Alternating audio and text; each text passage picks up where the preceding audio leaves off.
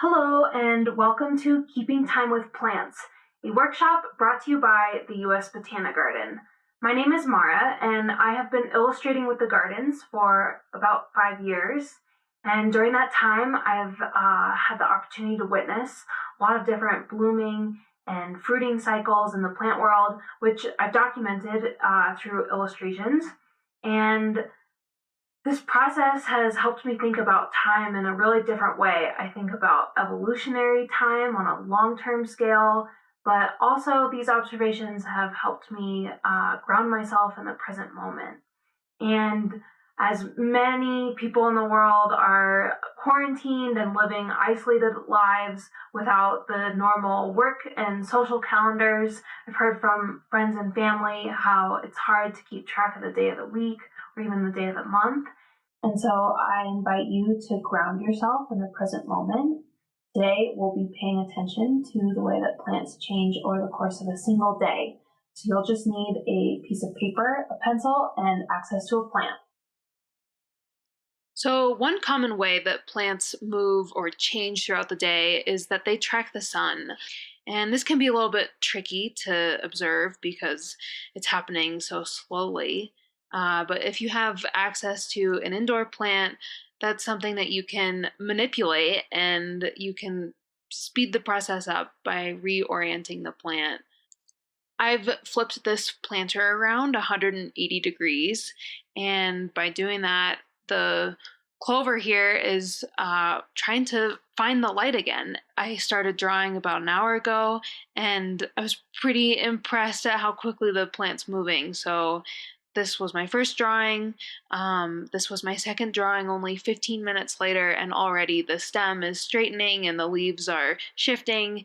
And this one is a whole hour later, and the leaves have pretty clearly moved. For these drawings, I'm not interested in capturing too much detail. I'm just showing the general shape and form. I'm working in pencil, and each of these drawings is really less than 5 minutes. I'm adding a little bit of shading just to help add some definition to the form.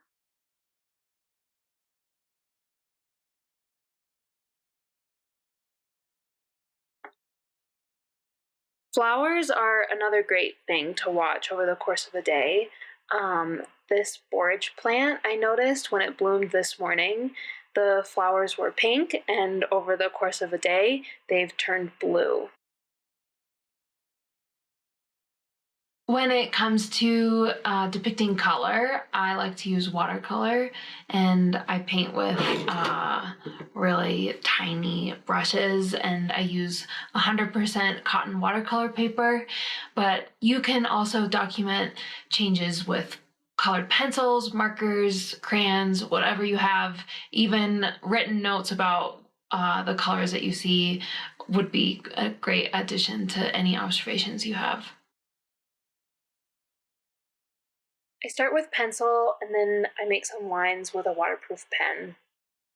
This just gives me something to work with before I start working with paint, which is a little bit messier. And with watercolor, I just begin by laying down light washes of my lightest colors.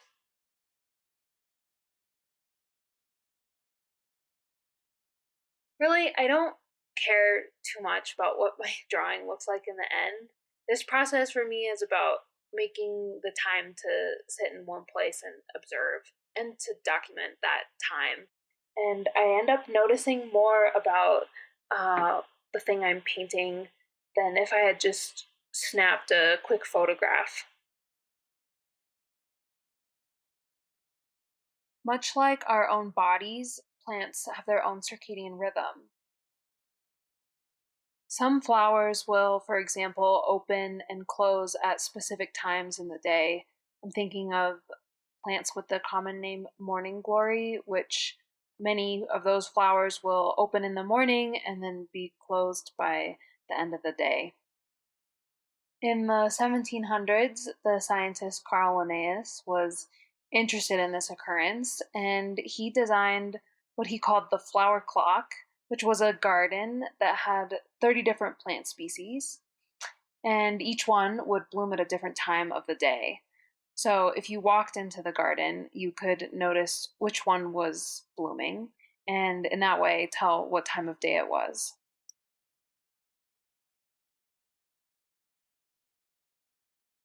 And here is my finished day in the life of a borage flower.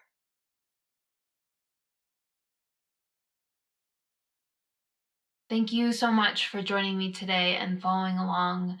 I hope that this video gave you some exercises that will help ground you in such unstable and unknown time.